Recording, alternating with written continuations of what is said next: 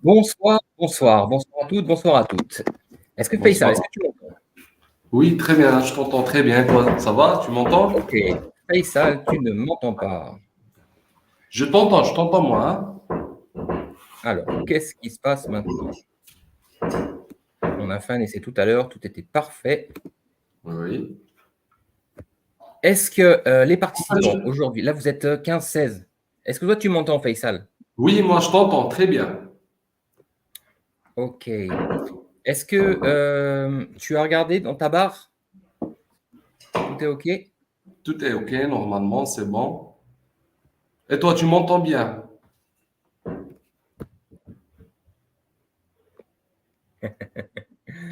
Tu m'entends pas là? Saftorkum, c'est vrai que les horaires n'étaient pas. On a laissé le timing. Bonsoir de Dubaï, magnifique, de Dubaï. Est-ce que vous nous entendez? Les amis, est-ce que vous nous entendez? Bonsoir à toutes et à tous. Est-ce que vous pourriez juste indiquer sur les commentaires si vous nous entendez? Là, on est bon. Là, on est bon. Je supprime. Oui. Ok, donc Abdelgrader, vous nous entendez. Alors, vous m'entendez. Maintenant, Faisal, c'est toi qu'on n'entend pas. Ah bon? Attendez, je vais voir.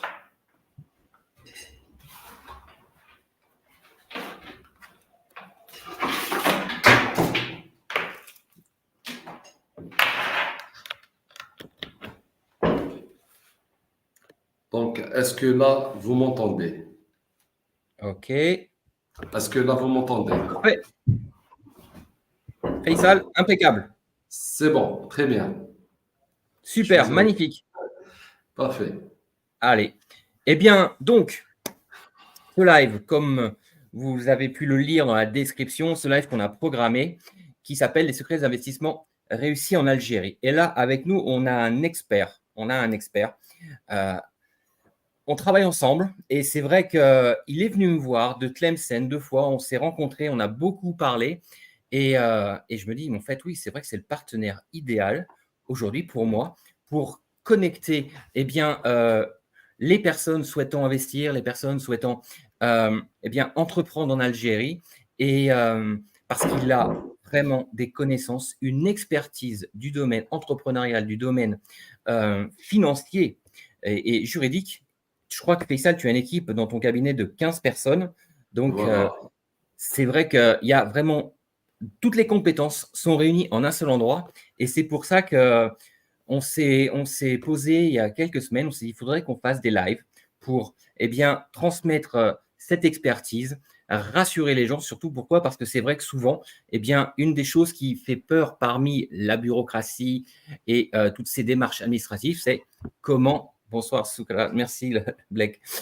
Comment lever des fonds en Algérie? Quels sont les investissements? Parce que c'est vrai, autant je partage régulièrement avec vous les investissements, mais alors c'est vrai quand on dit si tu veux lever de l'argent, il va falloir amener 10, 20, 30% de fonds. Ensuite, si tu vas faire appel à la banque, il va y avoir des hypothèques, tout ça. Enfin, lui, il a toutes les réponses. C'est pour ça que dès que j'ai une interrogation ou quelque chose, je ne suis pas sûr. Comme vous le savez, je ne dis jamais les choses quand je ne suis pas sûr. J'appelle Faisal, je dis Faisal, qu'est-ce que tu penses de ça? Faisal, comment tu ferais ça? Et là, comme ça, comme ça, comme ça, et ça marche. Donc, magnifique. Faisal, je vais te laisser te présenter parce que il n'y a que toi qui pourras te présenter par rapport à ton niveau d'expertise, parce que je suis sûr que j'en ai oublié plein. Mais voilà, je vous présente donc Faisal, une personne sur qui on peut compter. Et c'est vrai que moi, je compte sur lui parce que je pourrais regarder sur Internet, mais je préfère l'appeler parce que je sais que les informations sont à jour. Merci beaucoup, Marc. Je tenais à te remercier pour ton invitation et aussi pour ta confiance. C'est vrai que notre, on va dire, relation a démarré sur ma proposition. Et c'est important puisque j'ai tout de suite vu, on va dire, l'importance de ce que tu dis, de ce que tu prends concernant l'investissement en Algérie. Pour moi, c'était du logique, c'était qu'une suite logique. Concernant mon cabinet, nous avons commencé dans l'année 2016. Cette expérience, après une longue expérience chez les entreprises privées, etc., algériennes, donc j'ai décidé de faire un cabinet de, on va dire, conseil destiné aux services à l'entreprise. Et ces services sont divers. Donc, ça peut aller à de l'accompagnement, à l'accès au financement, etc., etc. Et cetera. Et donc, à travers le temps, nous avons pu réunir une équipe, on va dire, d'experts, de professionnels. Et aussi, le temps nous a permis de filtrer ces équipes. On va dire, il nous a permis d'acquérir les bonnes personnes et nous avons soudé des relations qui sont importantes à travers les prestataires de services. Je parle bien des architectes, des ingénieurs d'environnement, des commissaires aux comptes, etc., etc. Donc maintenant, nous sommes dans on va dire, on a la capacité de dire oui, nous pouvons accompagner ces entreprises. Nous proposons des services complets, allant jusqu'à la prestation, de la simple administration administrative jusqu'à l'obtention du financement et pourquoi pas agir après en tant que consultant chez ces entreprises. Nous avons accompagné plusieurs entreprises, on va dire algériennes, binationaux, etc., etc. Ces entreprises ont déjà réussi ici en Algérie. C'est vrai que ce n'est pas toujours aussi clair. Je peux comprendre tout le stress qui est en relation avec ces investissements. C'est un stress qui est normal. Voilà. Et là, nous serons aujourd'hui des invités. Nous allons répondre à toutes questions de temps d'audience et puis pourquoi pas penser à travailler après. Voilà. Magnifique, Faisal, magnifique, Faisal. Donc, moi, ce que je vous invite à faire toutes et tous, effectivement, là, on va commencer à lancer un sujet, justement, bon, par rapport à l'investissement en Algérie. Maintenant, si vous avez des questions, je vous invite à les noter en commentaire et par la suite, donc, on y répondra. Faisal, l'expert en Algérie. Là, il est en Algérie, moi, je suis en France. Et, euh, et donc, il vous répondra tel que c'est et surtout avec des informations à jour. Parce que c'est vrai que ça, c'est un réel problème. J'irais autant en Algérie que sur le net, c'est que les informations, il y a toujours des décalages. Même au niveau de l'administration, c'est vrai que parfois on arrive en disant est-ce que l'on peut faire ça? Est-ce que l'on peut lancer cette activité? On va vous dire non alors que c'est possible, ou alors on va vous dire c'est pas possible alors que ça l'est. Voilà, donc ça c'est important effectivement d'avoir des informations à jour. Et je sais que tu as une veille, je sais que tu es abonné à tous les systèmes qui envoient les données journalières, justement, Oui, pour pouvoir suivre au mieux les clients. Et ça, c'est vrai que c'est sûr. ça a un coût, mais c'est du professionnalisme. Voilà. Voilà, nous avons ciblé, on va dire, des procédures qui sont connues à l'international et tout. Donc, c'est un truc vraiment normal qu'on va proposer, mais on va dire que nos services ont la gage de la qualité, c'est-à-dire ces gages de bonne qualité, etc., etc. Donc, on pose les bonnes questions aux bonnes personnes, etc. Donc, nous pouvons accompagner au mieux voilà, nos clients. Magnifique. Donc, alors, moi, j'ai déjà te posé une première question. Parfait. Est-ce que c'est facile d'investir, de lever des fonds en Algérie pour une entreprise, on va dire, qui souhaite s'installer, pas qui se développe, hein, qui souhaite s'installer, on va dire, allez, on prend un exemple, une personne de la diaspora, d'accord, qui vient de Oui, France, il dit, voilà, je veux créer une usine, une chaîne de production de canapés, ok, d'ameublement. ouais, Très bien. ouais, Je dispose de 50 000 euros, ce qui n'est pas énorme, on est bien d'accord. oui. Maintenant, voilà, le challenge, il est là. Est-ce que c'est possible? Oui ou non? Si oui, dans quelles conditions? Sinon, quels seraient les éléments dont il aurait besoin ou les choses qui pourraient lui être nécessaires pour pouvoir accéder à cette levée de fonds pour pouvoir lancer son projet? En fait, j'aime bien votre question, mais je la verrai un petit peu, je la poserai moi autrement. C'est-à-dire, est-ce que avec 50 000 euros, on va dire, on peut faire une usine? Mhm. Voilà. Donc, si on répond à cette question, c'est si on fait un petit atelier de canapé, oui, c'est faisable. Il n'y a aucun problème. Après, si on parle d'usine, de production à grande échelle, etc., donc là, il va devoir faire un business plan, etc., faire ressortir tous les tenants du marché, les concurrents, etc., faire l'analyse financière, etc. On va évaluer aussi le projet, à combien va être estimé ce projet, on va dire à 1 million d'euros, ou bien 500 000, ou bien 2 millions d'euros. Je ne sais pas, je dis des choses comme ça, des chiffres comme ça. Et on va aussi évaluer l'apport que va faire cet investisseur. En fait, l'investissement en Algérie, c'est comme l'investissement dans n'importe quel pays au monde. C'est pas différent, c'est la même chose, ça a les mêmes règles. Tout est la même chose. Donc, il n'y a pas de secret, on va dire. C'est comme tu investis, par exemple, au Royaume-Uni, en France, etc. Les règles sont les mêmes. Après, il y a des procédures, c'est normal, ça change. Donc, si on va, par exemple, vers une production de canapé, l'investisseur va créer son entreprise. Et pourquoi pas, cet investisseur, il peut s'adresser à une banque avant même de créer son entreprise. C'est important. Il aura un accord de principe et comme ça, s'il crée son entreprise, etc., il va pouvoir bénéficier d'investissements, etc. Voilà.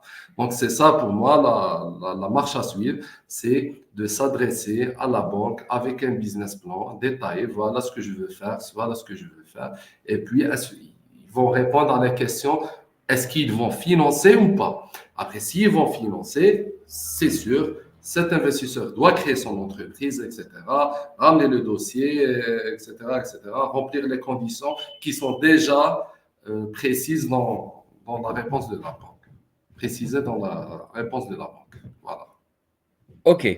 Alors, on va continuer juste sur cette question, justement, parce que là, il y a Milou qui demande, pourriez-vous nous donner un exemple concret, Faisal? Est-ce que tu aurais un exemple concret de dire, voilà, j'ai quelqu'un qui est arrivé, ou de l'étranger, ou même en Algérie, hein, parce que je précise une chose quand même, que vous soyez binationaux ou algériens, c'est la même chose, hein, parce que les droits, on est Voilà. bien d'accord, hein, Voilà. quelqu'un qui vit en France mais qui a la double nationalité, il est d'office, il a les mêmes avantages et les mêmes droits qu'un Algérien. On est bien d'accord, Faisal, parce que c'est vrai que beaucoup de gens se posent la question. Donc, je suis en train là de lire les commentaires. Il me dit, magnifique question que j'allais poser. Usine de montage d'armoires électriques pour les télécoms. Pourriez-vous donner des exemples concrets? En fait, voilà, tu as déjà répondu à la moitié de la question. Être binational ou algérien, binational ou algérien, c'est la même chose. Après, par exemple, pour des projets d'usine, il y a, on va dire, si on parle d'ameublement, notre cabinet a accompagné plus de 10 usines qui ont été faites, établies ici à Tlemcen, qui font l'ameublement, etc., etc. Donc, c'est pas quelque chose de bizarre, je sais pas, il y en a ici, Tlemcen qui est, on va dire, une petite ville comparée à Oran et à Alger. Je crois qu'on a fait un accompagnement de cinq usines. Ils ont ramené leurs matériaux, etc., leur unité de production, etc., etc. Je pourrais inviter Miloud à venir visiter à Tlemcen, bien sûr, s'il veut. Il pourra parler ou pourquoi pas le mettre en contact avec les gens qui ont déjà investi et comme ça, il sera plus serein et voilà, plus confiant afin de croire en son projet surtout. Je crois que Miloud, il est de Dubaï, tu vois, donc il est. Oui, oui, Voilà. pourquoi pas. Je pourrais lui donner après un numéro de téléphone qu'il pourra contacter, c'est pas un problème. Magnifique. Et c'est ça, vous Voilà. voyez, c'est ça que j'aime en Algérie, c'est qu'en fait, à la sortie, en Algérie, on pose des questions, mais alors, c'est vrai qu'en France, dans beaucoup de pays, on va demander, on dit, attendez, d'abord vous payez, après je vous réponds. En Algérie, on va pouvoir échanger les contacts sans attendre derrière, attendez, vous me demandez quelque chose, je vous ai fait ça, donc vous me donnez ça, ou ceci, cela. C'est vrai que ça, c'est vraiment appréciable. C'est pour ça que j'invite les personnes aujourd'hui qui ont des questions à aller sur les salons, à aller dans les foires, expositions, et parler aux gens, rencontrer, parce que c'est vraiment, ça donne, voilà. Pourquoi? Parce que toutes les personnes sont dans le même mindset, c'est on développe, on participe, on fait du commerce. Si tu fais du commerce, je fais du commerce, eh bien, ça fera plus de développement économique pour le pays. Donc, c'est vrai que c'est intéressant. Maintenant, une question justement par rapport, on parle d'usine, quand on va parler d'usine, on va parler forcément de concessions, de terrain. Oui. C'est vrai que parfois, un terrain, ça vaut une fortune quand même, hein. Il faut tenir compte de ça dans l'investissement. Et alors, je sais que ça avait changé parce qu'à une époque, il fallait demander, on pouvait s'adresser à la wilaya qui pouvait effectivement donner des concessions pour Oui, X temps. Et effectivement. maintenant, apparemment, dernièrement, les règles ont changé. Donc maintenant, c'est l'AAPI, c'est ça, je crois, qui s'occupe du foncier. Est-ce que tu peux nous Voilà. confirmer ça et Alors, comment y voilà. avoir accès?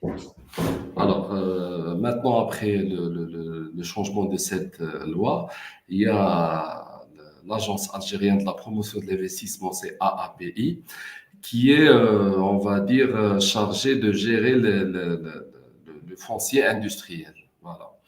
Alors, c'est une plateforme, on va dire, qui est accessible à tous les Algériens pour l'instant. Vous faites votre enregistrement, votre inscription de votre entreprise, etc.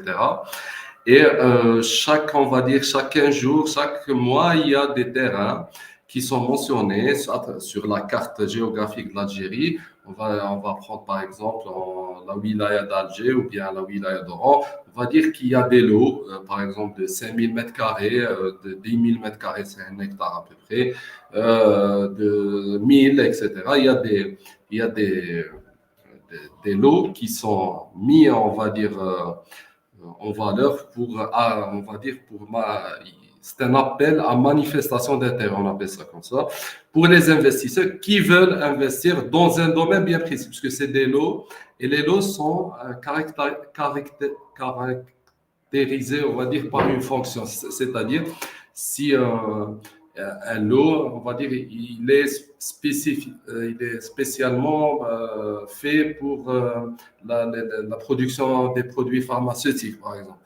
Et il y a tel investisseur qui veut un terrain pour faire des produits pharmaceutiques. Donc, il va faire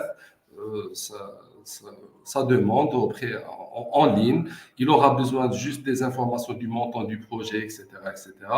Il pourra faire sa soumission. Il attendra sa réponse qui va venir après maximum 30 jours. 30 Voilà. jours. Magnifique. Voilà. Oui. OK. Donc Donc, ça, ce timing en plus est respecté alors. il est respecté, voilà. Après, ce terrain doit faire l'objet, bien sûr, d'une construction, etc.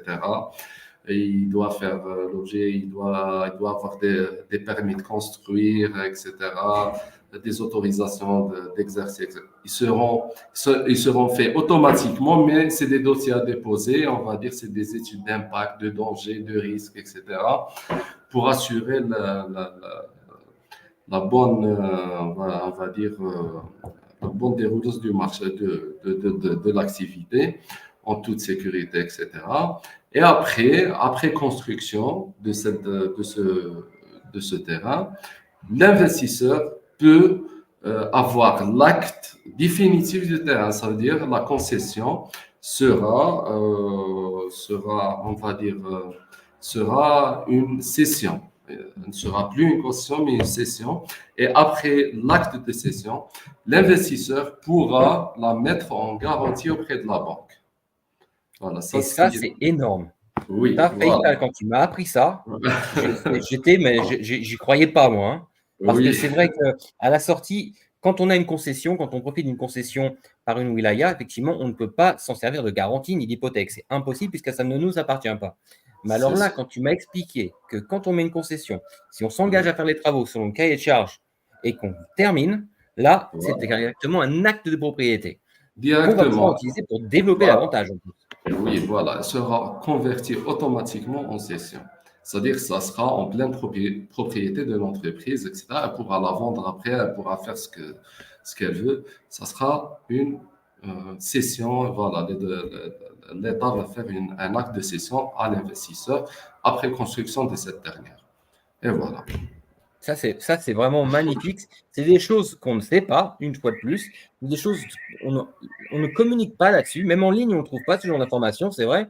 Et pourtant, voilà, faut être à jour, il faut être au milieu de justement de ce réseau, de cette administration, des autorités justement, pour pouvoir avoir accès à ces informations. Et ces informations sont vraies totalement. Faut pas, voilà, c'est vrai que souvent on Bien, dit oui, il parle, il bien parle. sûr. Non, non.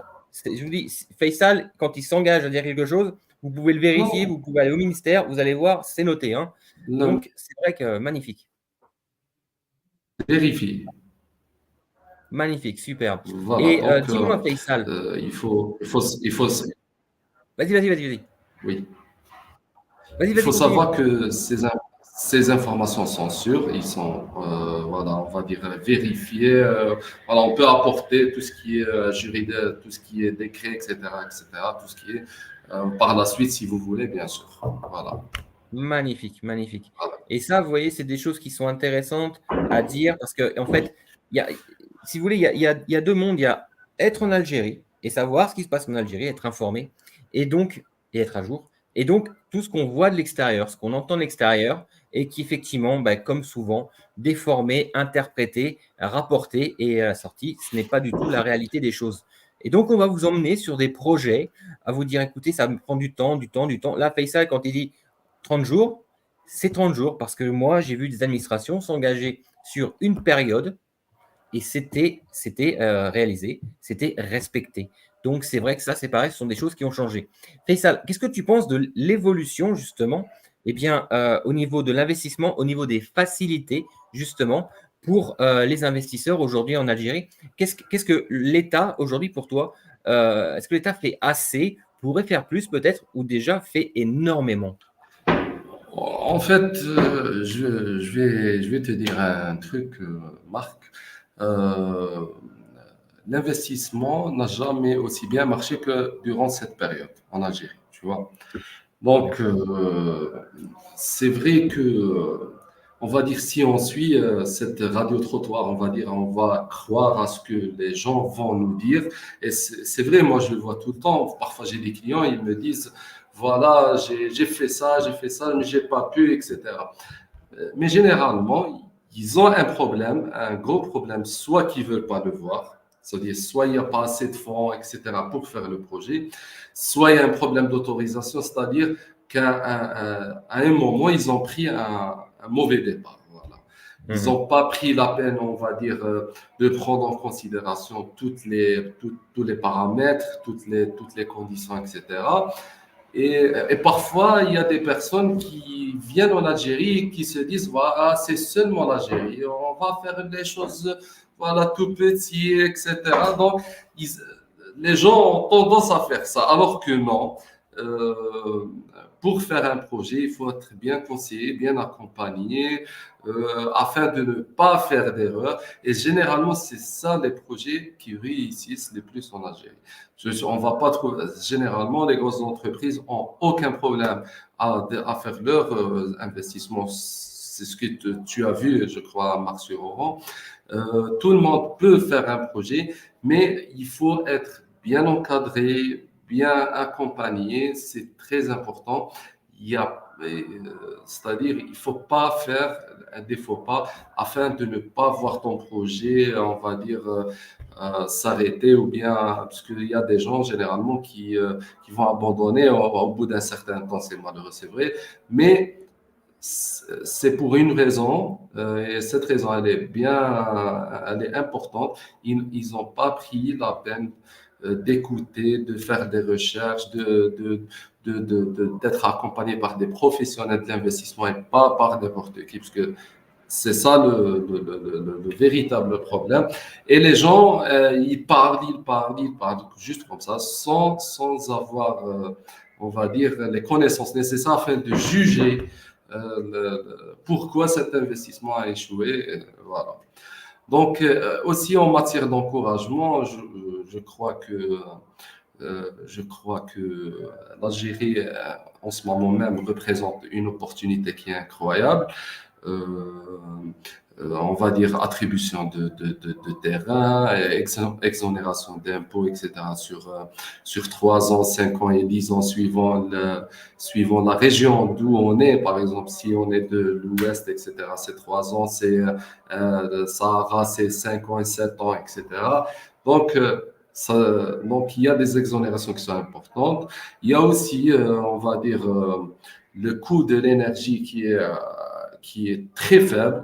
Et vraiment, là, ce- cette fois-ci, j'étais en discussion avec des Chinois. On parlait d'un projet qui va se faire ici. Et ben, quand ils ont vu le prix de l'électricité, du gaz, etc., ben, le business plan, il a tout à fait changé.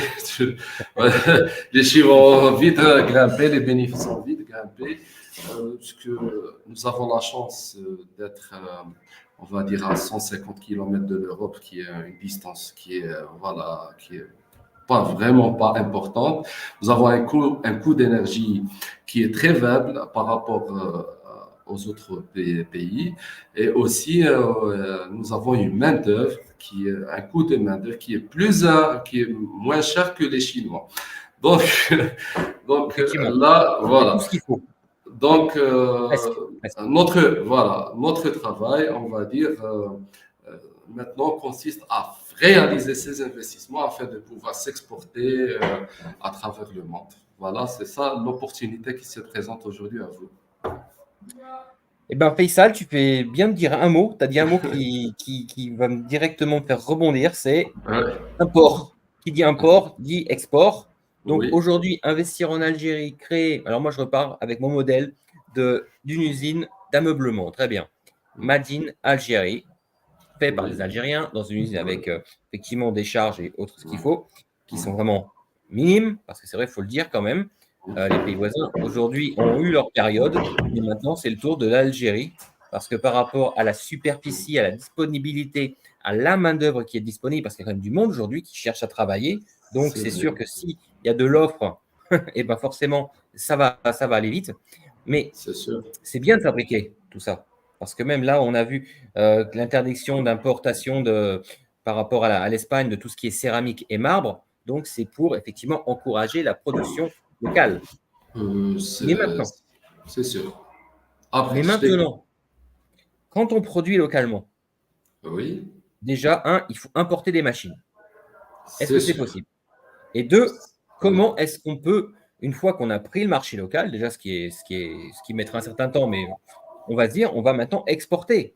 Alors, est-ce qu'on va pouvoir exporter de l'ameublement de notre usine qu'on a lancée? Bien sûr, importer des machines, c'est vraiment rien du tout, on va dire. C'est juste une simple procédure. Voilà, quand il faut ouvrir des lettres de crédit avec des fournisseurs étrangers. C'est une procédure qui se fait le plus normalement du monde. Après, pour l'export, généralement maintenant, les Algériens sont orientés beaucoup plus vers la Mauritanie. La Mauritanie, on va dire que c'est un pays qui ne dépasse pas les 4 millions d'habitants, mais la Mauritanie, c'est un pays, on va dire, de commerçants. C'est la route du commerce. Ils vont faire transiter ces marchandises partout en Afrique. Voilà. Magnifique. Donc, après, toucher le marché européen, etc., c'est faisable. Il faut juste s'organiser pour le faire. Il faut faire tout ce qui est certification ISO, etc., etc. Il y a plusieurs, on va dire, plusieurs ISO d'ailleurs, qui vont permettre à cette entreprise d'exporter ses produits ou bien ses services, enfin, sûrement ses produits dans les marchés européens et ça se fait le plus normalement du monde. Magnifique, parce que je crois qu'en Voilà. plus, il y a des accords de libre-échange entre de nombreux pays africains et l'Algérie. Bien sûr. C'est-à-dire, si on exporte vers l'Europe, il y a beaucoup d'exonérations en matière de droits de douane. C'est la même chose pour nous. Quand on importe de l'Union européenne, nous avons un taux de droits de douane qui est, je crois, à 5%. C'est vraiment important. Par exemple, si on va importer chez la Chine, c'est 35% ou bien 30%. Chez l'Europe, c'est 5%, parce qu'il y a des accords de libre-échange, etc., etc. Très bien, très bien, très bien. Voilà. Et la Mauritanie, je crois qu'elle fait partie de cette zone franche. C'est En ça, fait, c'est un des en 5 fait, pays, en hein. fait, en fait, il y a plusieurs zones. Voilà. il y a la zone MENA, il y a la zone Afrique, etc. Il y a plusieurs accords internationaux que je ne pourrais pas citer, je pourrais pas les citer en totalité, mais il y a plusieurs accords. Chaque région, par exemple, si avec l'Afrique, il y a un accord, avec l'Europe, il y a un accord, avec les pays Arabie Saoudite, etc., Égypte, etc., c'est la région MENA. Donc, c'est une export qui est vraiment c'est une exportation qui est vraiment intéressante et faisable à 100%. Voilà, c'est juste qu'il faut avoir de bons produits, il faut savoir le placer, comment le vendre à l'international et à quel prix, etc., etc. C'est tout. Magnifique, magnifique. Voilà. Une question, dis-moi justement, tu parlais de l'API par rapport au foncier, mais aujourd'hui, quand un investisseur veut se lancer dans l'agroalimentaire ou dans l'industrie, d'accord, donc il va s'adresser à l'API. Maintenant, cet investisseur va arriver, on veut dire, avec un investissement de 500 000 euros, d'accord? Voilà. Aujourd'hui, et il a besoin de lever 2 millions d'euros, l'équivalent de 2 millions d'euros. Où est-ce qu'il vaut mieux s'adresser à une banque ou est-ce qu'il vaut mieux s'adresser à l'API? Et si on s'adresse à l'API, quelles sont les conditions justement, dans quel domaine l'API peut intervenir justement pour accompagner, financer, soutenir de tels projets? Alors, concernant la AAPI, alors, elle accompagne généralement dans maintenant deux trucs nécessaires. Voilà. Le premier truc, c'est, on va dire, la cession de la concession, etc. Tout ce qui est concession. Et le deuxième truc, c'est ils vont te donner ce qu'on appelle une décision de franchise. Voilà. C'est des achats, des importations, des équipements, etc. seront exonérés de TVA. Tes frais d'enregistrement seront exonérés. Tu auras plusieurs organisations, exonérations. Tu seras exonéré de la TVA sur intérêt, par exemple, si vous faites un prêt. Tu seras, par exemple, exonéré de la TVA sur les assurances, tout ce qui est concerné concerne les assurances de tes équipements, sur la TVA de tes équipements, etc., etc. Bon, voilà, ils vont te donner tout ce qui est exonération. Très OK? bien. Voilà. Et ils vont te donner aussi le terrain. Après, pour le financement, il faut s'adresser à une banque, il faut présenter ton projet, etc. Et pourquoi pas qu'il fasse l'objet d'un accord de financement, voilà, préalable. Et après, si par exemple cette société va ramener 500 000 euros, on va dire, pour bâtir son usine, voilà, ces 500 000 euros sont comptés en tant que capital, parce qu'ils n'auront pas un autre moyen de les faire entrer. C'est un capital et ils seront justifiés en tant qu'apport fait par la société. Après, là, la banque n'aura aucun problème à financer le projet, etc. Donc, ce n'est qu'une suite logique. Très bien, très bien. Donc c'est Voilà. bien parce qu'à chaque fois que tu dis quelque chose, je rebondis sur un des derniers mots. Et En c'est fait, très bien, en c'est fait, très bien. en fait, je suis là pour répondre à tes questions et aussi aux questions de notre Non, mais c'est audience. parfait parce que, en plus, c'est vrai qu'autant on a parlé de ce live, autant on n'a rien. On n'a pas préparé une seule question, hein. Oui, Toutes les questions c'est que je vrai, pose, elles me c'est vrai, viennent. Et c'est lui, vrai, il répond directement. Il n'y a rien qui est prêt, hein. c'est Donc c'est vrai. vrai que c'est excellent, c'est excellent. Et justement, Heureusement. justement, quand tu disais aujourd'hui une entreprise qui veut investir en Algérie, elle a 500 000 euros, ces 500 000 euros vont être mis à son capital. Justement, parce que beaucoup de gens se posent la question, voilà, j'ai 50, j'ai 100 000, j'ai 200 000 euros, je souhaite investir en Algérie, mais comment je peux faire rentrer cet argent en Algérie? Cet argent a une seule manière de rentrer en Algérie. C'est, par exemple, en comptabilité, on va dire, c'est un apport d'un associé qui veut rentrer en Algérie.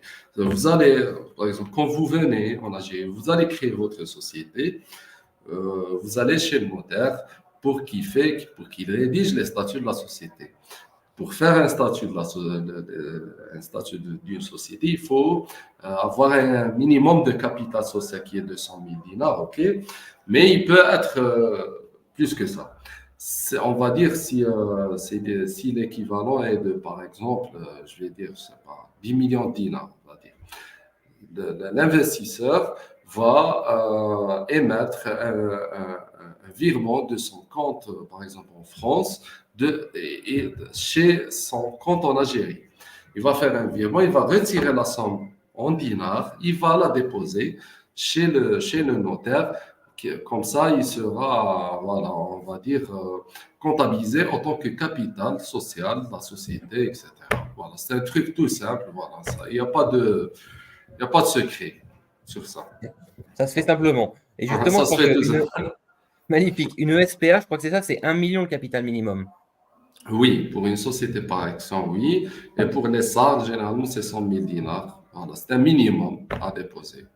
Très bien. Et Voilà. alors, voilà, justement, quand tu dis là, il y a un apport qui va venir de l'étranger. Alors, je sais qu'il y a quelque chose qui intéresse beaucoup les gens, justement, c'est de se dire comment. Alors, c'est vrai que logiquement, quand tu t'installes en Algérie, tu crées une entreprise en Algérie, tu vas pas dire comment je fais sortir de l'argent d'Algérie. Mais Mhm. alors, ce que je sais et ce qui ne se savait pas, puisque j'avais même appris ça à une directrice de banque quand même, c'était que quand on est associé et algérien et co-gérant, on va dire, d'accord, d'une Mhm. SARL par exemple, eh bien, si une partie du capital vient de l'étranger, on va pouvoir effectivement faire sortir du pays une partie des bénéfices ou des dividendes, je crois. Oui, oui. En fait, ces procédures-là sont faites, par exemple, pour des sociétés étrangères qui sont installées ici en Algérie, qui ont investi. Donc, ces sociétés vont faire ressortir leurs dividendes les plus normaux du monde, puisque c'est des sociétés étrangères. Après tout, doivent laisser. Bon, c'est des lois généralement qui changent chaque 2 ans, chaque 3 ans, mais il y a un changement sur les procédures. Voilà. Mhm, mhm. Donc, c'est on va dire des procédures. On est au niveau des impôts, au niveau des directions des impôts, il faut faire des demandes. On a fait tel résultat, on a payé les impôts dessus, etc. Après, on peut faire le virement. La société peut payer l'associé étranger ses dividendes le plus normalement du monde. C'est une procédure aussi qui est très simple à faire. C'est ça, parce que j'aime bien quand tu expliques, c'est que c'est simple. Mais dans la tête de la majorité des gens que je vois en France, tout est Oui. compliqué. Généralement, je t'ai dit déjà, c'est radio-trottoir, on va dire. Les gens entendent des fausses informations de la part des gens qui n'y connaissent rien du tout à l'investissement, etc. Et après, ils vont se faire un avis. C'est ça le plus gros du problème. C'est, tu peux me dire un truc, oui, je peux l'analyser, mais euh, si on va dire que là, je sais que tu n'es pas concerné par cette information, etc., je vais me dire non, Marc, il a tort et puis c'est tout. Je ne vais pas reporter tes dires puis les redire à d'autres personnes, je vais te décourager, etc., etc. Malheureusement, on a affaire à on va dire, toutes ces, Les rumeurs. voilà, des rumeurs, voilà. C'est vrai que ce sont des rumeurs, parce que même moi, Ouais. les gens que je reçois en formation, ils se disent non, non, en fait, on vient parce qu'on voudrait le faire. Et en fait, on a tellement de gens autour qui nous disent que c'est pas possible qu'on leur a même pas dit qu'on était là. Oh, je dis, bah, effectivement, c'est quand même délicat, quoi. C'est vrai. Là, j'ai Monsieur Bouabdal, Bouabdal, Boabdallah, Dalla, Jalal. qui dit, Marc Moko, au jour d'aujourd'hui, rares sont les entreprises qui arrivent à faire sortir leurs dividendes. Le grand souci est notre système financier qui est encore archaïque. Ah, Bon, je connais Jalal. Voilà, Jalal, ah, très j'espère que tu bien. vas bien. Voilà. C'est vrai. Donc, Jalal, je ne sais pas vraiment de qui tu parles, de quelle société tu parles, mais si tu es associé dans un étranger qui est associé à une entreprise algérienne, il peut faire facilement sortir ses bénéfices. Il faut juste faire la demande et être bien accompagné d'un bon commissaire aux comptes, etc., qui va faire les procédures auprès des impôts, etc. Voilà. Donc, je ne sais pas à quel niveau tu parles que c'est archaïque. Est-ce que tu as cité le système financier? ou tu viens des banques ou bien tu parles de la procédure auprès des impôts. De quelle procédure tu parles exactement? C'est vrai que parce que ça, faut bien. Ah, je parle des sociétés étrangères. D'accord. Oui, oui, des sociétés étrangères, mais c'est ça le Oui. système qui est encore archaïque. Et c'est ça ce que j'ai remarqué en allant voir effectivement tous ces organismes, toute cette bureaucratie. J'ai remarqué une chose, c'est que effectivement, ils travaillent à l'ancienne peut-être, mais moi, je suis vraiment impressionné par aujourd'hui ces personnes qui ont des archives, des kilomètres d'archives et qui vont chercher un dossier parmi des milliers de dossiers et qui t'ouvre la page et qui te donne la feuille que tu avais demandé. Ça, c'est vrai que je suis impressionné. Mais maintenant, moi, ce que j'ai remarqué aussi, c'est que ces personnes-là, quand on leur demande une information, eux savent, sont très précis. Mais beaucoup de gens en face sont très flous, sont très vagues par rapport à ce qu'ils réclament. Du coup, il y a effectivement des malentendus et il n'y a pas assez de clarté. Et c'est vrai qu'on va se dire ça prend du temps. Mais ça prend du temps pourquoi? Parce qu'en fait, on ne sait pas ce qu'on réclame. Qu'est-ce que tu Euh, penses de ça? voilà, c'est pour ça que j'ai posé la question à Jalal. Je lui dis où se trouve le problème. Est-ce que c'est au niveau des banques ou bien au niveau des impôts, etc. Parce que généralement, on parle là de comptabilité, etc. On parle de fiscalité. Donc, après, donc c'est pour ça que je lui pose la question, où est le problème? Est-ce qu'il est au niveau des banques ou bien au niveau des impôts? Voilà. Voilà, et c'est ce qu'il vient de dire. Ouais, c'est ce qu'il vient de dire. Même si c'est une entreprise algérienne, pourquoi ce problème, où est-ce que ce problème s'est posé? Est-ce qu'au niveau de la banque ou bien au niveau des impôts? Voilà. C'est ce que dit Jalal, il dit justement, tout est écrit dans la loi, tout est clair, mais c'est très rare. Voilà, parce qu'en fait, souvent, moi, ce que j'ai remarqué aussi, c'est que dans les administrations, tout le monde n'est pas non plus à jour. C'est vrai qu'il y a des informations qui ne sont pas encore arrivées ou viennent de changer. Et voilà, c'est vrai qu'une veille, et c'est vrai que le fait que la numérisation, la digitalisation va faciliter l'accès aux informations à toutes ces administrations parce que C'est tout sera sûr. connecté. C'est sûr. En fait, on va dire, je vais dire une réponse. Si les entreprises étrangères ne faisaient pas ressortir leurs dividendes, pourquoi ils sont toujours là? Moi, moi, j'aurais tendance à poser la question autrement. Jalal, s'il te plaît, réponds à cette question. C'est vrai, Ok, c'est vrai, tu as raison. voilà. Magnifique, magnifique. Et, euh, et justement, alors, tiens, on va encore parler d'investissement. Aujourd'hui, toi, dans ton domaine, dans ton activité, avec les clients que tu suis, aujourd'hui, quelles sont les activités dans lesquelles, effectivement, quelles sont les opportunités aujourd'hui en Algérie? Dans quelle activité aujourd'hui on pourrait effectivement se lancer, démarrer en se disant, oui, c'est bon, je sais que ça peut réussir, ça peut marcher, ça répond vraiment à des besoins qu'il y a dans le pays. En fait, bon, en Algérie, tous les domaines sont en vogue maintenant, actuellement. Ah, tu réponds comme moi, donc. Mais Voilà. Non, c'est vrai en non, plus, parce que non. tout est à faire. Voilà, il y a tout à faire, on va dire. Il y a des investissements intéressants dans tous les domaines. Et nous pourrons jamais nous permettre de conseiller, on va dire, on n'a pas cette capacité d'orienter les gens vers un domaine bien précis. Je vais le dire clairement et simplement. Nous, notre métier, c'est de répondre, est-ce que l'affaire, elle est rentable ou pas? Voilà. Est-ce qu'elle est faisable Magnifique. ou pas?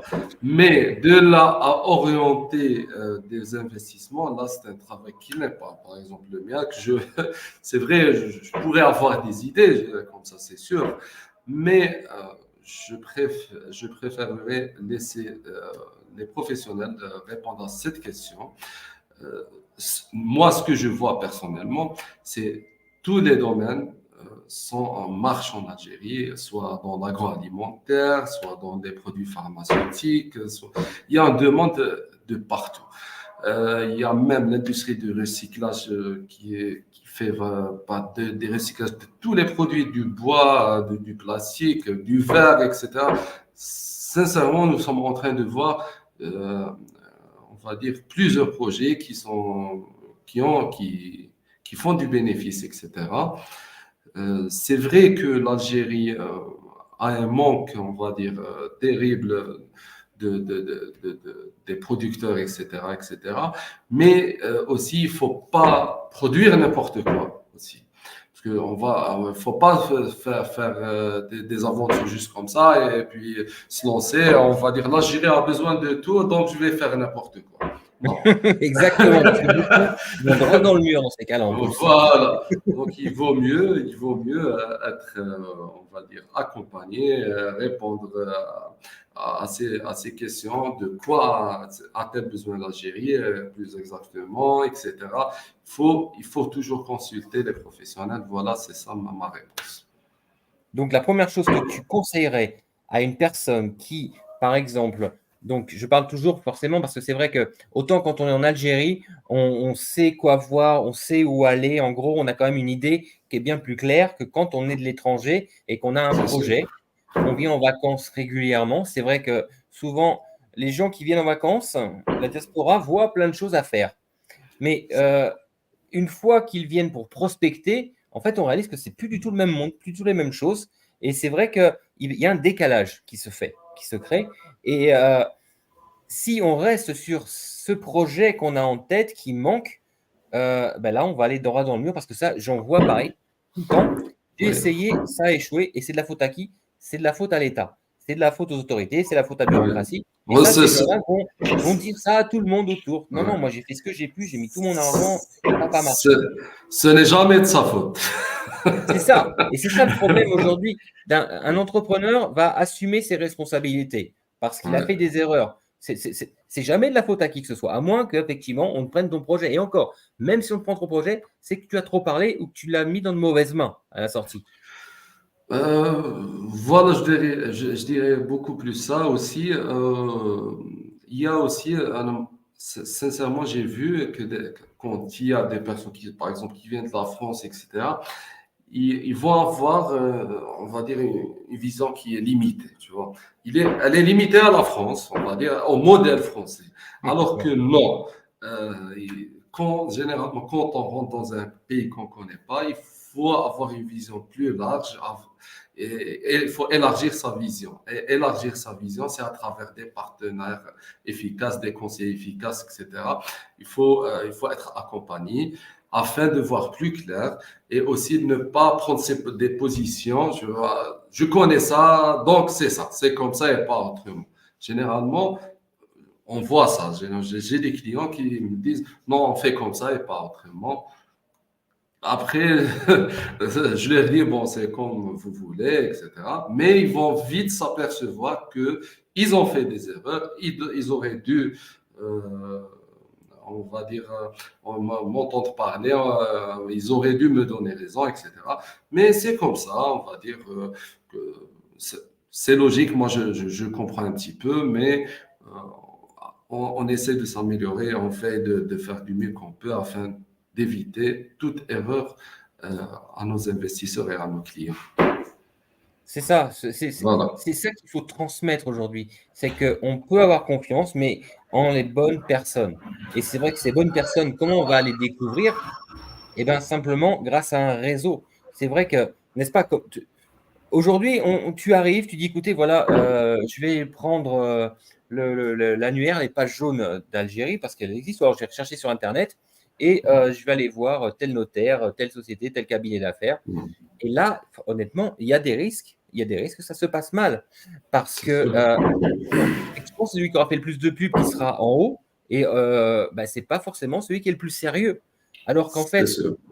moi, ce que j'invite effectivement les personnes à faire, c'est de dire, OK, je vais créer un réseau et d'oreille à bouche et je vais aller chercher, j'ai besoin de tel service. Et là, C'est sûr. effectivement, je connais cette personne qui a fait ça pour moi et qui l'a fait pour celle-ci, cette personne, cette personne. Et là, on sait qu'on peut y aller. Et je crois qu'aujourd'hui, si on veut vraiment être sûr de s'installer et de réussir dans de bonnes conditions, c'est-à-dire qu'en fait, c'est ça, c'est souvent le bouche à oreille qui va guider de la meilleure manière, mais à condition d'avoir un réseau, un vrai réseau de confiance sur qui Voilà. on peut compter et qui a des connexions également.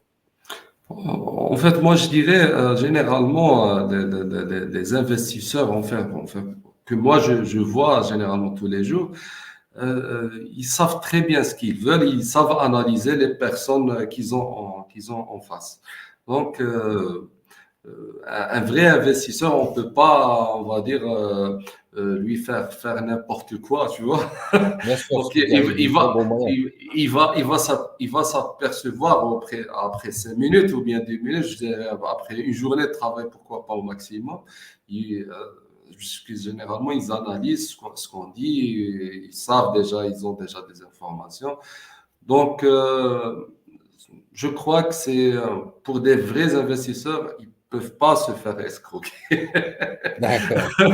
Voilà. Bien sûr, ils arrivent avec toute l'armée d'avocats, de Voilà. juristes. Bien Voilà. sûr, bien Si sûr, on bien sûr. va, voilà. S'ils sont bien encadrés, ils savent, ils vont faire la différence entre on va dire un bon parleur ou bien un beau parleur et aussi une personne qui dit la vérité, voilà, qui a pour but d'accompagner, etc.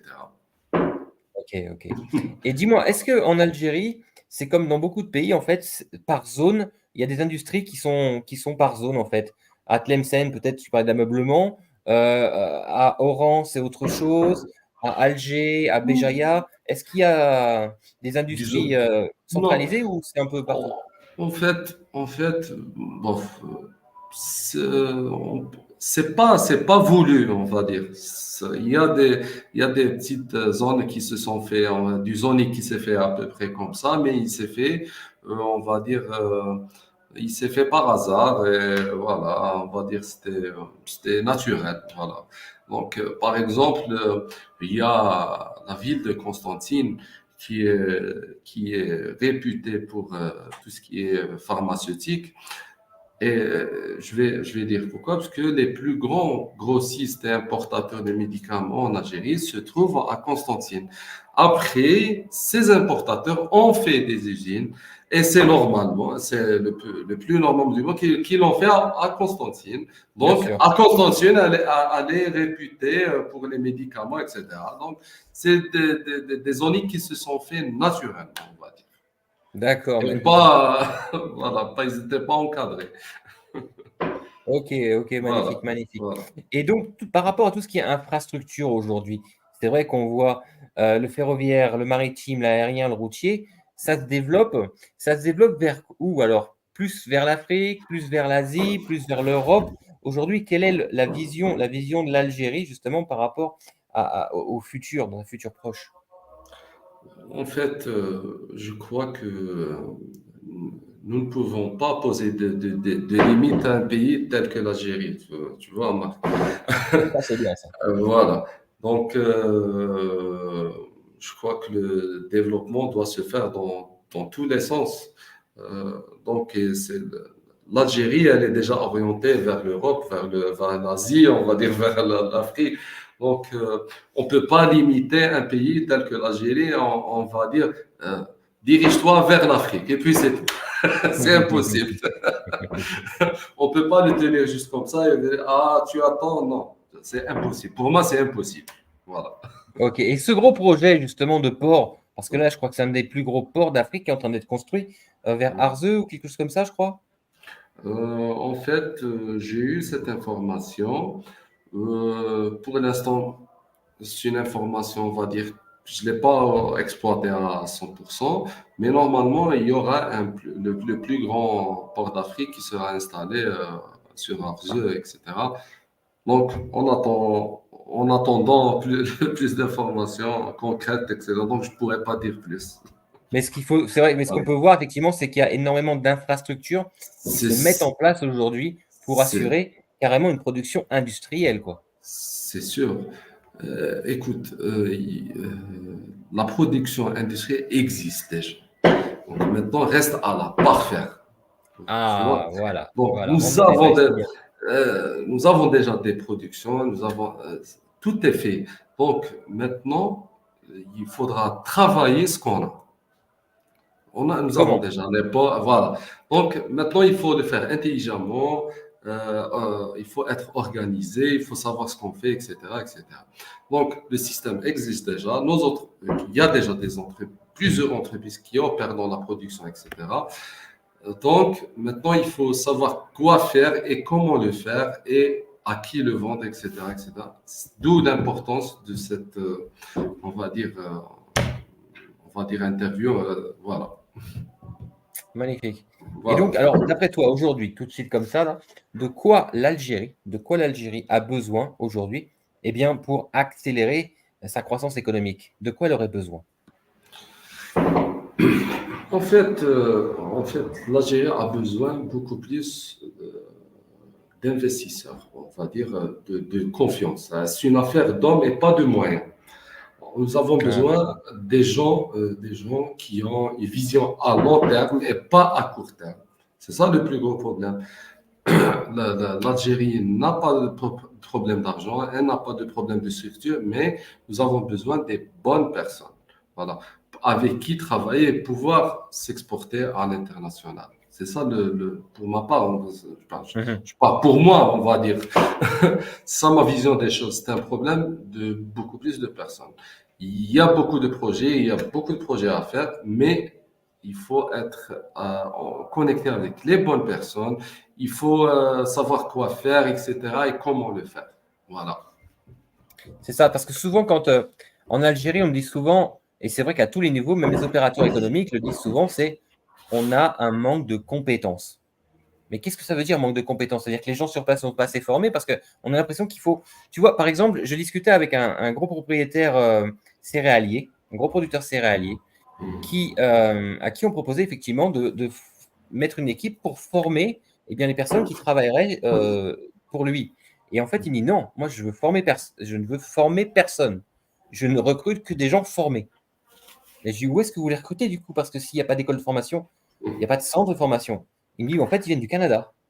Oh, alors là, j'étais surpris quand même, hein, parce que le soja et le maïs avec que des ouvriers du Canada, ça a un coût quand même, hein. Euh, on va parler logiquement. Si on parle de cette entreprise-là, qui ramène des personnes de Canada, je suppose que c'est vrai, etc. Mais combien y a-t-il d'entreprises qui ramènent des personnes du Canada? C'est ça, Est-ce que, hein. est-ce que tout le monde fait ça? Non. Est-ce qu'il y a, je sais pas, 10 entreprises qui vont le faire? 20? C'est tout. Ça ne peut pas dépasser ça. Donc, c'est vrai qu'on peut avoir des exceptions. Euh, euh, une entreprise peut avoir des besoins spécifiques que l'Algérie ne peut pas, on va dire, les avoir. Donc, on doit ramener, mais c'est comme ça partout dans le monde, tu vois. Il y a des domaines qui sont pas des connaissances, ils sont pas connus on va dire, par les habitants, donc ils sont obligés de ramener d'autres pays, etc., etc. Mais généralement, il y a pas un grand besoin de ces gens-là, puisque l'Algérie, déjà, elle forme beaucoup d'étudiants, elle forme beaucoup de diplômés, etc. Bien sûr. Ces diplômés doivent faire des stages, etc. Et d'ailleurs, on le voit généralement, ils partent vers l'Europe, vers le Canada, ils vont faire leurs études là-bas, ils peuvent s'installer. Donc, il y a beaucoup, par exemple, si on voit les médecins, il y a beaucoup de médecins qui vont en France, on va dire. Énormément. Voilà. Donc, l'Algérie forme beaucoup d'étudiants, elle forme beaucoup d'étudiants, mais c'est vrai que possible, il y a des entreprises qui ramènent des compétences de l'étranger, mais à mon avis et à mon sens, je ne crois pas qu'il y a beaucoup de gens qui viennent. En fait, ça reste Non, un c'est vrai avis. que là, c'était une grosse société quand même, c'est ça. Voilà. Voilà. Donc, Ok. je crois que j'ai répondu à ta Oui, oui, question. oui, tu as répondu magnifiquement, Jules. Voilà. Et justement, c'est vrai que moi, souvent, à travers mes vidéos, je parle, je dis que pour moi, l'Algérie pourrait devenir un hub industriel capable de fournir, de produire, de répondre aux besoins de toute l'Afrique, à tous les niveaux d'ailleurs, tu vois, parce que c'est vrai que aujourd'hui, le pays est sous-exploité.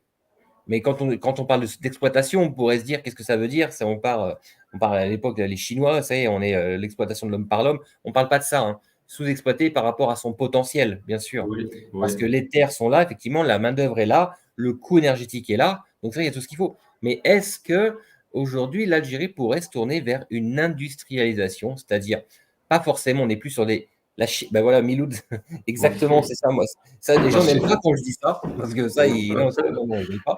Mais c'est vrai que la Chine de l'Afrique, effectivement, tu as raison, Miloud, complètement. Qu'est-ce que tu en penses, Faisal? En fait, c'est vrai. Maintenant, moi, je dirais aussi autrement, euh, la Chine des Européens, ça serait l'Algérie, puisque on l'a déjà dit avant, il y a le prix de l'énergie qui n'est pas cher du tout, la main-d'œuvre qui n'est pas chère aussi. Il y a aussi, on va dire, les distances qui sont pas lointaines. Donc, pourquoi, par exemple, les Européens ont tendance à produire en Chine et pas en Algérie?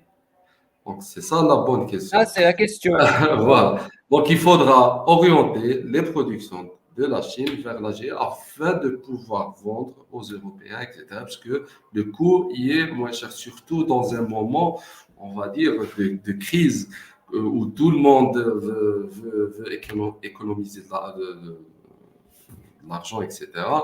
Donc, si on parle de coûts, etc., l'Algérie est beaucoup plus intéressante que d'autres pays. Voilà. Donc, voilà, c'est une vision que chacun a de l'Algérie. Moi, j'ai dit la mienne, voilà.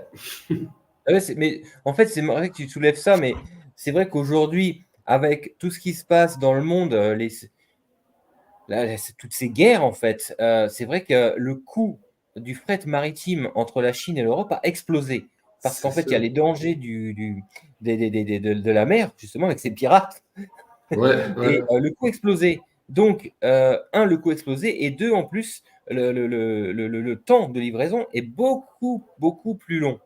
Donc, ouais, c'est vrai que là, aujourd'hui, il y a vraiment de belles opportunités pour investir en Algérie, entreprendre et créer c'est justement sûr. de l'industrie, quoi.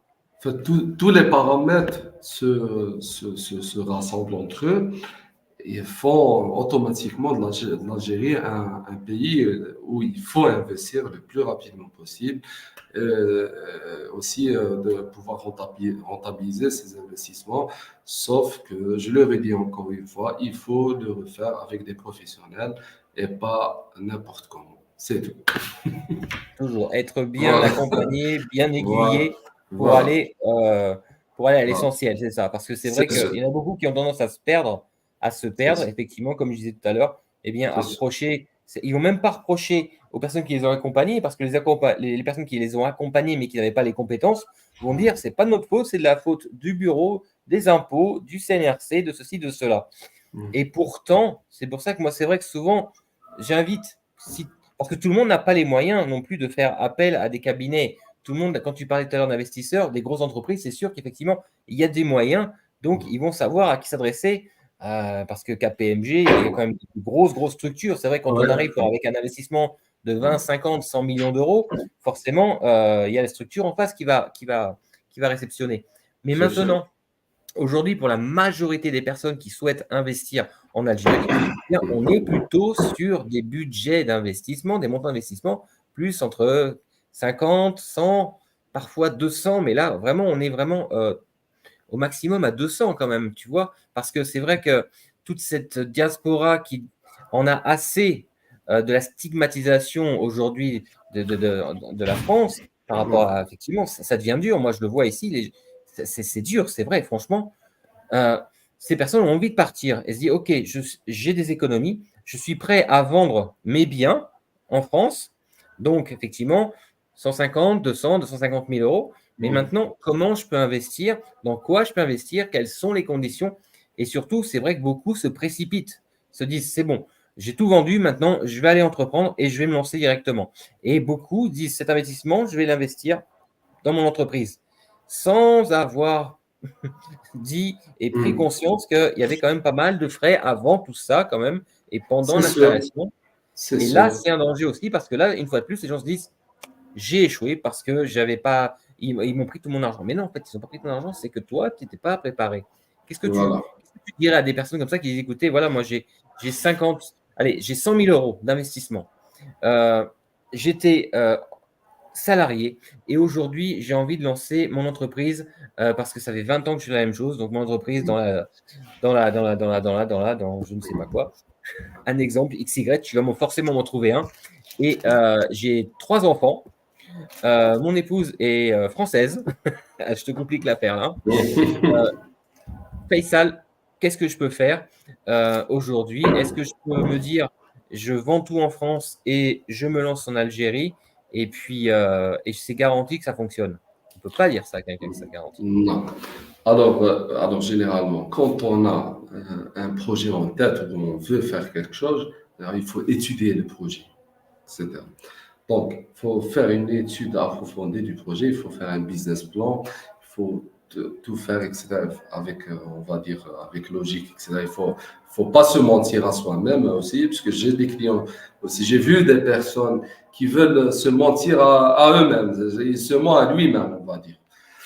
Donc, il faut faire un bon business plan avant tout pour soi-même, pour soi-même, etc. Et il faut aussi faire un business plan pour la banque. Si, on va dire, si le projet nécessite des levées de fonds ou bien des crédits, donc ils vont à la banque ou bien s'il a toute la somme qui est réunie, il voit il peut réaliser son projet. C'est ça le moment où il doit prendre la décision de venir s'installer, pas avant. Il ne faut pas vendre avant après venir faire étudier. Non, c'est complètement bête, je crois. Donc, il faut étudier. C'est un projet, ça s'étudie. C'est la norme, c'est la logique. Il faut voir tous les aspects de l'affaire. C'est des frais, voilà, qu'il faudra les avoir. Après, c'est des frais on va dire, préliminaires de projet. Chaque projet a des frais préliminaires. Donc, il faudra étudier le projet, la faisabilité, les autorisations, etc., etc. Et voir si le projet éventuellement n'aura pas besoin de financement externe tel que les banques ou bien des fonds d'investissement, etc. Faire présenter son dossier à la banque ou bien ou non. Et après ça, décider de venir. C'est la logique. Voilà. Donc, quel est le timing d'après toi pour toi, justement, quelqu'un qui te dirait, écoute, j'ai envie de m'installer en Algérie, voilà, j'ai tant d'argent, tu dirais combien de temps, raisonnablement, en sécurité, euh, pour vous dire, je me lance et je suis installé, ça marche. Quand on parle de timing, c'est moi généralement quand un client me parle de temps, je lui dis est-ce que tu as toutes les informations concernant ton projet, etc. Sincèrement, c'est une question que je ne pourrais pas répondre. C'est parce que chaque projet on va dire, varie. Il y a des projets qui vont être montés en 30 jours. Il y a des projets qui peuvent être montés en 1 an, c'est-à-dire qui nécessitent une année de travail. Il y a des projets qui nécessitent 6 mois. Chaque projet a ses, on va dire, spécifications. Donc, sincèrement, je ne pourrais pas répondre à cette question parce que cette question dépend de la complexité du projet, du budget de l'investisseur, parce qu'il y a des informations qu'on peut avoir si on paye, par exemple, tel organisme, on peut avoir des données de marché, etc., etc. Donc, on pourra avancer plus vite, etc. Donc, ça dépend de plusieurs paramètres. D'accord, Voilà. magnifique. Et je Voilà. crois, il y a une information qui est importante, c'est vrai que autant en France, quand tu fais un dossier financier justement auprès d'une banque pour lever des fonds, on va te demander un prévisionnel, donc un business plan sur 3 ans. Et je crois qu'en Oui. Algérie, c'est 5 ans, c'est ça, hein? Euh, alors, un business plan, ce n'est pas nécessairement un bilan prévisionnel. Le bilan prévisionnel fait partie du business plan. Donc, quand on parle de business plan, on parle de plusieurs, on va dire plusieurs côtés, par exemple financier, de l'aspect comptable, financier, côté marché, côté marketing, côté commercialisation. Tu vois, donc c'est très complexe. Après, par exemple, chez nous en Algérie, on peut faire un prévisionnel de 3 ans, c'est possible. Ça, le prévisionnel suit la durée du crédit. Si par exemple, tu veux faire un crédit sur 7 ans, tu fais 7 ans de prévisionnel. Si tu veux faire 10 ans, donc c'est 10 ans. Donc il dépend de ta demande, en fait. Si tu veux faire un crédit sur 3 ans, tu fais 3 ans de prévisionnel. OK. Et Voilà. dis-moi, justement, par rapport aux banques et aux prêts bancaires, Mm. est-ce qu'il y a un taux fixe ou est-ce que c'est des taux en fonction des projets ou des montants? Alors, Jusqu'à combien de temps on peut faire un prêt justement Mm. commercial? Qu'est-ce que tu pourrais nous donner comme info comme ça, justement? Parce que là, c'est vrai que c'est vraiment Oui. c'est une information nécessaire. Alors, concernant, par exemple, les banques nationaux, donc les banques nationales, etc., vont faire généralement un taux de 3,50%, de 3,50 pendant les 2 premières années. OK? Et ensuite, ils vont faire 5,50 pour le reste. Par exemple, si par exemple, généralement, les demandes sont faites comme ça, 2 ans de différé et 5 ans de remboursement. Sur les 2 ans de différé, les gens payent 3,50, OK? Et sur les 5 ans, c'est 5,50. D'accord, OK? d'accord, Chez les banques privées, non. Généralement, ça tourne autour de 7 à 8,50. sans différé. C'est possible d'avoir un différé de paiement. Si alors le différé de paiement, euh, il est nécessaire, il est accepté s'il y a construction, etc. Ça veut dire que l'entrepreneur prenne le temps de construire l'usine et de rentrer en exploitation. Donc cette durée est égale à la durée de différé. OK, Voilà. OK. Très bien, très bien.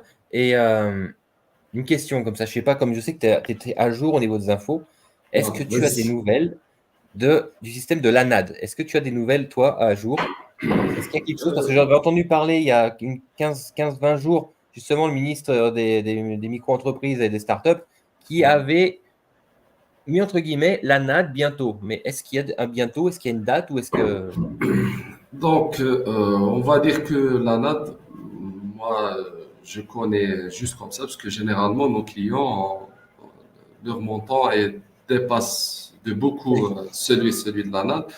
Mais je crois qu'il en est, il va être bientôt activé, sauf qu'il sera fait exclusivement pour les universitaires. Pour les personnes qui ont un diplôme universitaire, ils peuvent être financés à hauteur de combien, je ne sais pas. Euh, donc, euh, donc voilà. Donc on attend D'accord. plus de nouvelles de la part du ministère, etc. Donc c'est ça Ok. les nouvelles que j'ai en ce moment. Donc concrètement, aujourd'hui, là on en est déjà à presque 1h20 de live, justement. Mhm. Concrètement, aujourd'hui, quels sont, quels sont les services, les soutiens, euh, l'aide que peut apporter, que propose l'État aux investisseurs? Je parle bien principalement, alors je vais dire, et de la diaspora et d'entreprises étrangères. Voilà, est-ce qu'il y a la même chose ou est-ce que c'est différent? Mais quelles sont les aides concrètes des autorités algériennes aujourd'hui pour, euh, pour l'investissement en Algérie? Alors on a parlé déjà de l'attribution des concessions, de l'exonération Mhm. des impôts. Oui, Aussi, il y a aussi le FGAR, c'est le fonds de garantie qui permet aussi de garantir des crédits. Par exemple, si l'entreprise n'a pas une garantie réelle, elle peut faire appel à ce fonds de garantie, son rôle, il est de garantir des emprunts, etc., pour les crédits d'investissement et crédits d'exploitation. Il y a aussi, je sais pas, voilà, il y a les financements, ils peuvent voilà, demander des abattements, on va dire, sur les taux d'intérêt. Je crois qu'on a fait le tour là, si je me d'accord. souviens bien. Ouais, il y a des concessions. Ok, c'est principalement du foncier en fait, c'est ça? Voilà. Il y a des concessions, des exonérations et aussi garantie de crédit. D'accord, ça Donc, marche. voilà. Plus que ça, je crois que c'est pas possible. Ok, ok, Voilà. ok, ok. Ok, magnifique, magnifique. Franchement, merci beaucoup, Faisal. De Moi, rien. ce que je vous propose là, aux personnes qui sont présentes, est-ce que vous avez des questions, justement? Voilà, là, il reste, on va dire, 10 minutes de live. Quelles sont vos questions? est-ce que vous avez des questions précises justement? Parce que vous avez Faisal, franchement, quand je vous dis c'est un expert, c'est un expert. Il peut répondre. Vraiment, moi, j'adore cette personne parce que je l'appelle. Oui, ok, merci. Merci beaucoup. Bon, je ne vais pas vérifier, je ne vais pas aller demander à quelqu'un d'autre. Voilà, c'est lui. Donc, magnifique. Franchement, bravo pour toutes ces informations qui sont vraiment très précieuses, justement. Parce que ça, Merci c'est des beaucoup. questions que les gens se posent tous les jours. Et pourtant, ils n'ont pas les réponses. Tu vois? C'est vrai que. Ah, si, une petite question, justement. Quelles sont les garanties aujourd'hui que les banques demandent pour lever des fonds, pour prêter de l'argent? Quelles sont les garanties qu'une banque va demander à un de ses clients, à une entreprise? Alors, comme je l'ai dit déjà, la garantie peut être fournie par l'État, et même par ce fonds de garantie qu'on appelle le FGAR. Mhm. Aussi, les garanties, par exemple, si on parle d'hypothèque, de terrain, de l'usine, etc., etc. Donc, c'est des garanties Classique, comme dans le monde entier, en fait. classiques, voilà, comme dans le monde Rien entier. C'est d'exceptionnel. des hypothèques, des nantissements, etc. Donc, rien de si D'accord. spécial. Voilà. Ils peuvent aussi faire appel à ces fonds de garantie que l'investisseur va payer un certain pourcentage afin de se faire garantir son prêt aussi, c'est possible. Super, super. Et Voilà. dis-moi, alors moi, je te repose une dernière question. Après, on va voir s'il y a des Ok, questions qui se posent. ok. Par exemple, on me demande souvent, voilà, j'ai une société en France, au Canada, où que ce soit, et qu'est-ce que vous pensez? Est-ce qu'il faut que j'ouvre pour faire la même activité en Algérie? Est-ce que j'ouvre une nouvelle société ou est-ce que il est préférable, peut-être fiscalement, que j'ouvre une succursale, eh bien, ou une filiale en Algérie? Qu'est-ce que C'est tu pas conseillerais possible. à ce genre de client? Moi, je dirais que c'est pas possible d'ouvrir une succursale d'une boîte internationale en Algérie. C'est pas possible. Donc, Au moins, c'est clair. Là, voilà. c'est direct. Qu'est-ce qui est possible? Il est possible de créer sa société en Algérie, parce que généralement, les, les- les lois internationales, comment ça fonctionne? Si tu travailles dans ta société, elle est dans un pays et tu travailles dans ce pays, donc il faut payer l'impôt dans ce pays, tu vois? Mhm. Mais si tu travailles dans un autre pays, donc il faut payer l'impôt dans parce que l'impôt, en fait, ça se paye dans le pays où tu réalises des bénéfices, tu vois. Donc, et là, il y a plusieurs astuces, on va dire, plusieurs montages, chacun comment il voit des choses. Mais, généralement, s'ils veulent travailler en Algérie, ils vont créer leur boîte en Algérie, parce que c'est pas possible de faire autrement. Ok. Je suis désolé, j'ai encore posé une question qui vient en tête. Quel C'est est vrai. le taux d'imposition pour les entreprises, justement? Il y a la TVA, ok. Il y a aussi les timbres. La TVA, elle est de 19%, ok. Euh, il y a aussi on va dire, les droits de timbre s'il y a vente par espèce, etc. Si vous vendez par espèce, c'est 1%. Et puis aussi, il y a l'impôt sur les bénéfices. Il y a trois taux. Par exemple, si l'entreprise elle est dans la production, elle a 18% de taux d'imposition sur les bénéfices. Mhm. Si elle est dans le BTP, je crois que c'est 21%. Et dans les services, c'est 26%. Superbe, magnifique, Voilà, voilà. magnifique, magnifique. OK? J'entends beaucoup des gens comme ça qui me disent que l'Algérie, c'est un peu, entre guillemets, un paradis fiscal. Oui, Bof. Je leur dirais, montrez-moi ce paradis. ça marche, c'est clair au moins. C'est clair. Ah, merci beaucoup. Si j'ouvrais une boîte, je demanderais à Faisal de s'occuper de l'administratif. Trop compliqué pour moi, oui, effectivement. Alors, si Milout, oui, il y a des zones franches, oui, oui, c'est ça. Je crois en fait, il y a des zones franches en Algérie. Il y en a 5 qu'ils en ont créé. Je ne sais pas si c'est encore, c'était en C'est en, projet, c'est en cours, c'est toujours en en cours. cours. Pour Voilà, l'instant, oui. Oui. c'est en cours. Et tout à l'heure, je crois que Jalal a dit que c'est pas, c'est vers Tchetchel, justement, le port, ce port immense, Djendjen. Ah oui, Djel. c'est à Béjaïa, c'est pas Ah, effectivement, c'est pas le même coin. Djendjen. Ouais, c'est à Béjaïa. Ok, magnifique, magnifique. OK? Donc, oui, oui, Miloud, oui, effectivement, c'est en cours. Ces zones franches, l'Algérie en parle beaucoup. L'État, on a beaucoup parlé effectivement, mais c'est en cours. Et ça, je sais que c'est quelque chose pareil qui va se faire obligatoirement. Mais c'est vrai qu'aujourd'hui, il y a beaucoup, beaucoup de réformes quand même, hein, qui sont lancées en même temps. Et c'est vrai que c'est un sacré, sacré travail quand même, hein. C'est vrai que tous les ministères sont à fond. Le plus grand port, c'est C'est un Djendel. Gigel, ouais, c'est vrai, Magnifique. Gengel. Merci Jalal pour la précision. Merci beaucoup. C'est vrai que géographiquement parlant, j'arrive à situer, mais là, c'est vrai que j'étais un peu loin quand même, hein. C'est un projet en cours, c'est celui d'El À Hamd. Cherchel. Ah, Djen, c'est Cherchel, c'est pas la. Pardon. Non, il parle de Gengel, qui est le plus grand port, et celui dont tu as parlé, ok, il va se faire à Cherchel, Ok, à la ville de Cherchel.